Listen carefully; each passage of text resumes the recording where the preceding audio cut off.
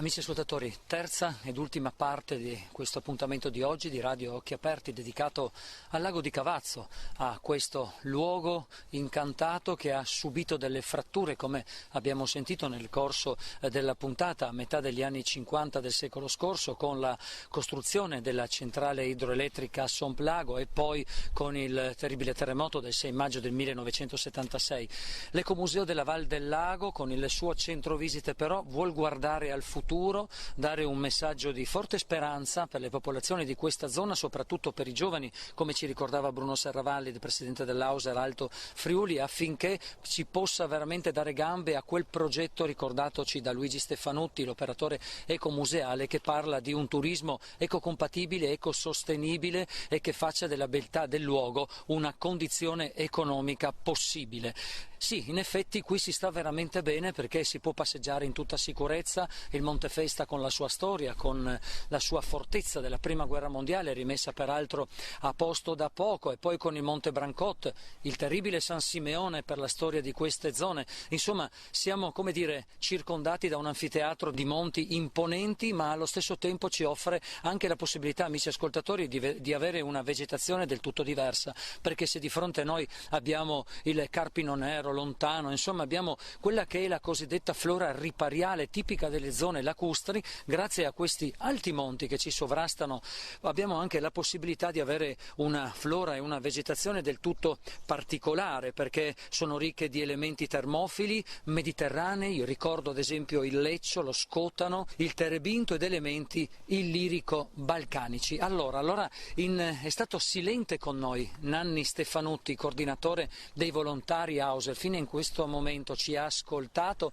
perché sarà lui ad aprirci le porte del centro visite, perché noi entreremo in una sorta di scrigno non soltanto di biodiversità, che ci permetterà di vedere, di toccare con mano, soprattutto per i bambini quando vengono accompagnati dalle scuole, ma anche dai genitori e dai nonni, di vedere e di toccare proprio con mano quella che è la realtà vegetazionale della zona, anche dal punto di vista geologico, perché noi dobbiamo ricordarci che ci troviamo in un luogo molto particolare, perché questo lago, l'attuale lago, può essere, come dire, considerato come un lembo superstite di un più vasto bacino lacustre, lo ricordava prima giustamente Luigi Stefanutti. Lo possiamo definire anche post-glaciale, ma sarà Nanni Stefanutti, al quale do il benvenuto. Buongiorno, benvenuto a Occhi Aperti, Nanni. Buongiorno a voi. Vi invito ora ancora qualche passo ad entrare appunto nel centro visite del Parco Botanico di Interneppo. Allora diciamo subito ed entriamo che del Parco Botanico, amici ascoltatori, vi daremo conto magari questa primavera ritornando qui al lago di Cavazzo, perché fa sempre piacere ritrovare gli amici, ma soprattutto stare in un ambiente tranquillo, sereno, dove, come ci ricordava Luigi Stefanutti prima, si viene per chiacchierare, per stare in compagnia, lontano dalla frenesia quotidiana. Noi siamo entrati in questo scrigno, Nanni Stefanutti. Allora, che cosa vediamo qui sulla nostra sinistra? Io vedo dei tavoli e sono tante rocce, tante pietre. Sì, è una raccolta di ciottoli. Una raccolta di ciottoli fluviali o comunque di corsi d'acqua presenti nel nostro territorio. Nel nostro territorio, appunto, oltre che un bacino lacustre, ci sono dei corsi d'acqua più o meno lunghi, nei quali è stata fatta una raccolta di ciottoli, che apparentemente così può sembrare anche un tantino banale, no? Però questo lavoro, che è stato fatto nel corso di un paio di stagioni per quello che riguarda appunto la raccolta e la sistemazione di queste pietre, e che è presente attualmente da 2 anni come esposizione, ha una sua ben precisa ragione. Diciamo che il centro visite è un luogo dove si cerca di esporre oppure dare delle indicazioni al visitatore che arriva qui in Val del Lago di quelle che sono le peculiarità di questo territorio, dando appunto queste indicazioni con le quali può con i suoi piedi poi andare in giro e verificare la presenza di certe condizioni che sono appunto tipiche di questa valle. Allora, Nanni Stefanutti, io interrompo perché vedo qui Torrente Palara, abbiamo le arenarie, abbiamo la Marna, abbiamo il calcare, insomma c'è una sorta di grande rappresentazione anche visiva, perché al di là della conoscenza scientifica, della geologia, dei luoghi che noi attraversiamo con Radio Occhi Aperti, c'è sempre, come dire, anche l'aspetto romantico, emozionale, perché ogni sasso che noi vediamo qui racconta una sua storia, è arrivato fino a noi attraverso secoli e secoli di storia, ma soprattutto anche le sue venature, i suoi colori ci raccontano dal punto di vista geologico la sua storia. Esattamente, allora è stato lo spunto in effetti con il quale ho iniziato a fare questa raccolta. Come semplice curioso, io non sono un geologo, sono un perito agrario, la mia conoscenza di geologia è limitata a quello che può essere la funzionalità dell'istruzione che ho avuto per diventare perito agrario. Ma la cosa più interessante era proprio il fatto che passeggiando si vedevano questi ciottoli di diversi colori, diverse forme, che innanzitutto ha stimolato una certa curiosità. Ritengo che questa curiosità sia tipica di tutte le persone che girano per fare semplicemente così delle passeggiate.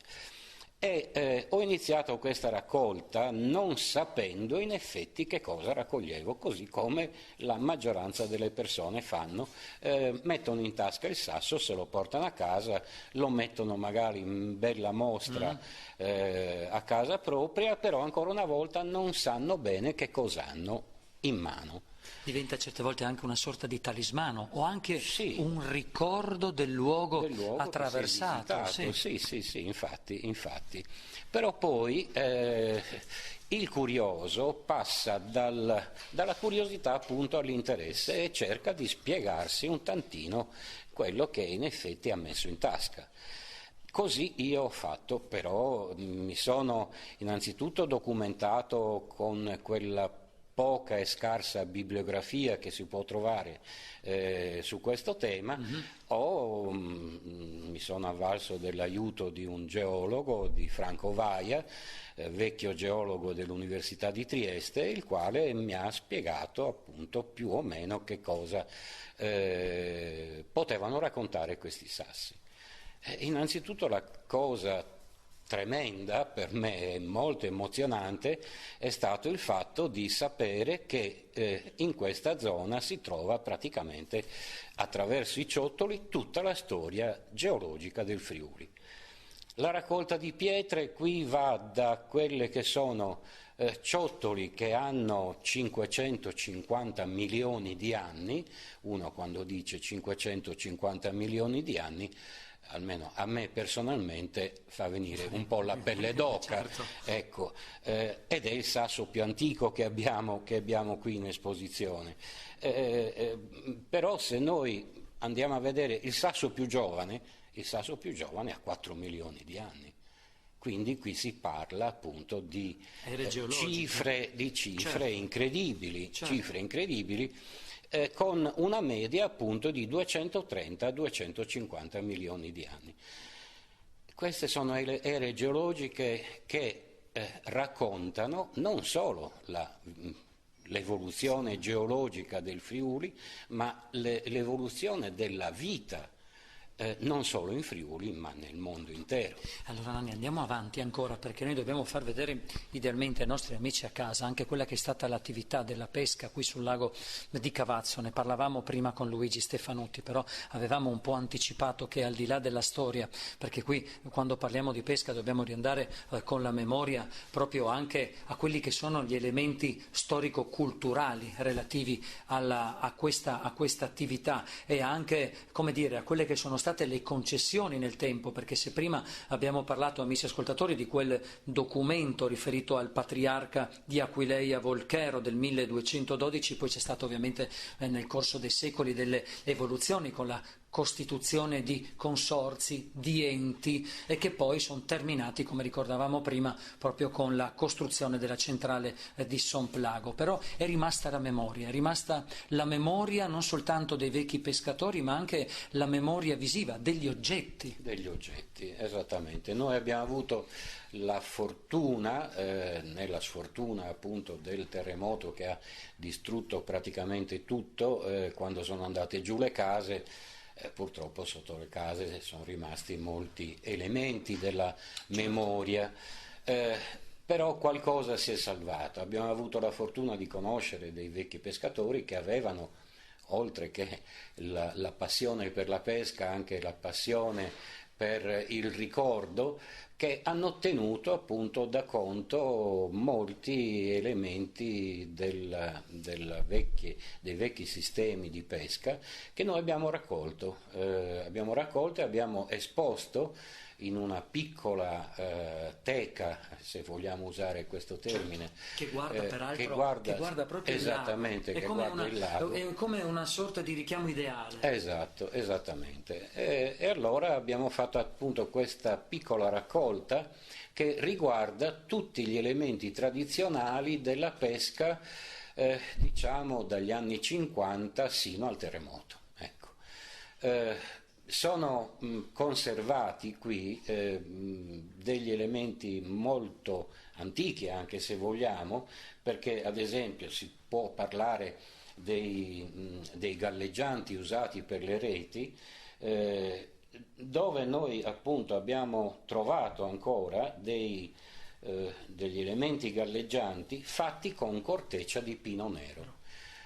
Allora noi possiamo pensare che sì, negli anni 50 si usavano ancora questi elementi che dovevano essere però antichissimi come materiali usati. Quindi i saperi tramandati da generazione in generazione. Esatto, per poi passare appunto al sughero, per passare al poliuretano.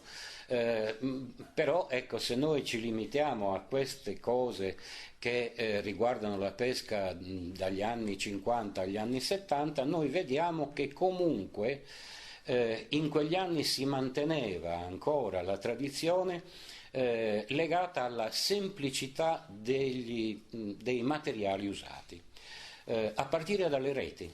Le reti erano fatte, erano autocostruite con del filo di cotone che veniva tessuto letteralmente dai pescatori o dalle donne dei pescatori, veniva colorato con coloranti naturali per un migliore mimetismo quando veniva immerso. Appunto corde, galleggianti, piombi, i piombi che venivano ricavati da vecchie tubature, battute, rigirate a sigaro in modo tale che potessero poi costituire il peso per le reti. Altri elementi da pesca sono le nasse interamente costruite in maniera artigianale, sia come rete che come anelli, intelaiatura.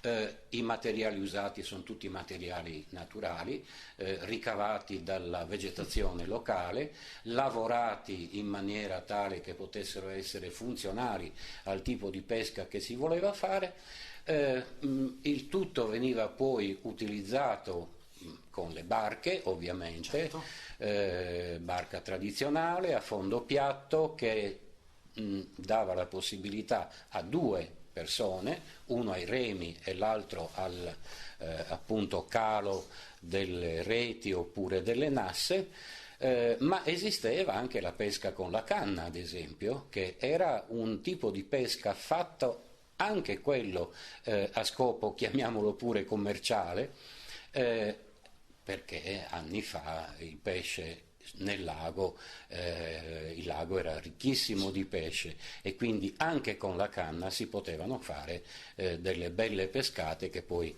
erano utilizzate appunto per la vendita del pesce. Nanni Stefanutti, ci sono tante immagini alle nostre spalle, noi adesso volgiamo le spalle a questa teca che a sua volta guarda idealmente proprio il lago, è come se volesse ritornare all'interno dell'acqua, alla sua funzione originaria. Ci sono tante immagini, al di là di quelle attuali, alcune anche grazie ovviamente all'ente tutela pesca del Friuli Venezia Giulia, lo ricordava prima Luigi Stefanutti, la trottafario, insomma ad altri pesci che vengono immessi proprio dall'ente tutela pesca. Ci sono delle immagini in bianco e nero che sono veramente incredibili, sono di formato molto grande e quindi ci danno l'opportunità di vedere quella che è stata la storia di questa zona e leggerla con gli occhi di oggi, quindi con una trasformazione, con una antropizzazione forte del territorio, perché io non sono della zona, sono di Trieste, faccio difficoltà addirittura a riconoscere alcuni luoghi, tanta è stata la trasformazione, ma soprattutto anche, l'invasione del bosco che è sceso quasi sulle sponde del lago. Allora idealmente, Nanni Stefanutti, ci sono delle immagini che ci raccontano che cosa? Ci raccontano appunto, pure l'evoluzione di questo territorio. Le foto sono tratte soprattutto da vecchie cartoline, anni 30, i fotografi erano fotografi dell'epoca, molto noti nel territorio, che appunto semplicemente per fare delle cartoline fotografavano appunto questi luoghi, ma qui ci sono sia foto ricavate da cartoline che foto che appartenevano alla famiglia Leskovic, perché la famiglia Leskovic? Ecco, questo luogo, cioè quest'area che adesso è utilizzata come parco botanico e centro visite, era una volta una proprietà privata, proprietà appunto di questa famiglia, il cui capostipite, se vogliamo utilizzare questo termine, era Sabino Leskovic. Sabino Leskovic, una persona abbastanza discussa per quello che poteva essere la sua attività all'epoca, infatti era una irridentista che ha avuto un po' di guai quando era giovane, ha subito la carcerazione, è stato poi liberato. Il fatto che potesse appunto essersi bruciato, se vogliamo usare questo termine, da un punto di vista politico, l'ha costretta ad un certo momento, se vogliamo anche usare questo termine, a nascondersi. Negli anni 30 questo luogo doveva essere una sorta di tana di lupi, dove poca gente frequentava appunto questi luoghi, quindi l'ideale per lui per tornare in un certo senso ad una pace interiore, una pace familiare. Qui lui si è sposato, ha messo su famiglia, era un appassionato botanico, un appassionato naturalista, è uno dei personaggi che ha dato notizie, studiato questo territorio, conservando appunto notizie su questo territorio. Lui in effetti ha trascorso una parte della sua esistenza qui per poi tornare a Udine e morire a Udine.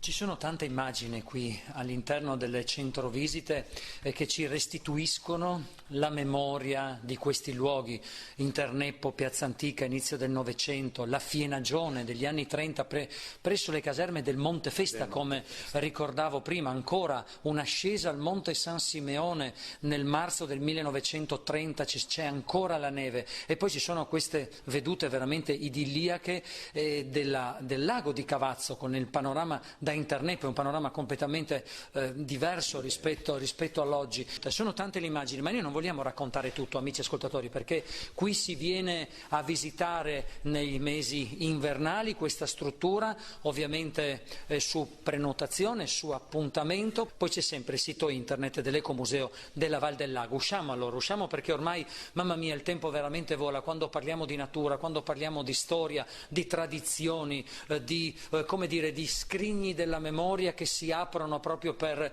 Radio Occhi Aperti e che si apriranno anche per voi, amici ascoltatori, perché noi siamo arrivati ormai al termine di questo nostro appuntamento. In chiusura però una domanda ai nostri ospiti. Luigi Stefanutti, operatore ecomuseale. Questo è un ecomuseo della Valle del Lago che parla di natura ma parla di futuro. Sì, parla di futuro, cerca di parlare di futuro, cercando di coalizzare quelle che sono le peculiarità o le potenzialità di questo territorio. È importante lavorare in rete, lavorare in gruppo. Questo fatto insieme alle amministrazioni comunali, che sono appunto quelle che poi gestiscono il potere sul territorio, e naturalmente cercando di coinvolgere, ma non solo coinvolgere, far partecipare la popolazione sia in forma associata che anche in forma singola, ecco, certo, a questa possibilità. Uno dei primi tentativi di questa soluzione l'abbiamo avuto proprio durante il corso della mappatura, dove alcune persone del luogo, che conoscono i luoghi, conoscono la storia, si sono resi disponibili gratuitamente ad accompagnare un gruppo di persone, ecco, che volevano conoscere queste realtà, quelle che oggi si usa il termine chiamare greeters o locals, ecco, sono persone fondamentali, al di là del fatto che poi c'è, come ho già parlato prima, una situazione anche professionale che può consentire la visita di questi luoghi. Ecco, le persone che abbiano, lei parlava di sentimenti all'inizio, di romanticismo, eccetera, è fondamentale che il racconto venga fatto da persone che ce l'hanno dentro nel cuore. Ecco.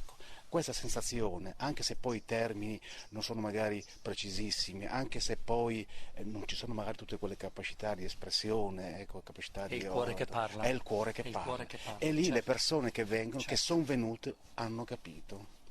Bruno Serravalli, in una battuta, presidente dell'Auser Alto Friuli, come dire, un'associazione che non riguarda soltanto la solidarietà nei confronti delle persone anziane, ma anche la conoscenza del territorio per i più giovani. Sì, è l'intergenerazionalità. Noi siamo convinti di questa parola magica e noi crediamo che questo centro e la potenzialità di tutto il territorio della Val del Lago, se messa in sinergia, come si dice, con le amministrazioni comunali, abbia una potenzialità straordinaria e possa rappresentare un'effettiva realtà anche per le giovani generazioni. Nanni Stefanutti, coordinatore dei volontari dell'Auser, qui si viene all'interno delle centrovisite per, come dire, fare un tuffo nella storia, nella conoscenza della biodiversità, si esce arricchiti e si affrontano poi i sentieri, il perimetro del lago con un altro spirito. Certo, la funzione del centro visite è appunto questa, dare delle indicazioni di massima con le quali appunto il visitatore può poi recarsi sul territorio e verificare in effetti quello che noi esponiamo o suggeriamo nel centro visite. Al lago di Cavazzo, amici ascoltatori, non si viene soltanto nella stagione estiva per fare un bel bagno, per fare un picnic, stare in compagnia, si viene tutto l'anno perché è bello vedere la trasformazione della tavolozza dei colori della natura, la natura che conferisce a queste acque una colorazione diversa in base ovviamente alle stagioni. Lo ricordo ancora una volta, il centro visite nella stagione invernale è aperto su appuntamento, su prenotazione. Termina qui questo nostro appuntamento mattutino di Radio ad Occhi Aperti. Io ringrazio Luigi Stefanutti, Bruno Serravalli, Nanni Stefanutti per essere stati in nostra compagnia. Ovviamente ringrazio voi amici ascoltatori che idealmente siete entrati con me all'interno del centro visite. Massimo Gobessi che vi parla, vi ringrazia per l'ascolto e vi auguro un buon proseguimento di giornata.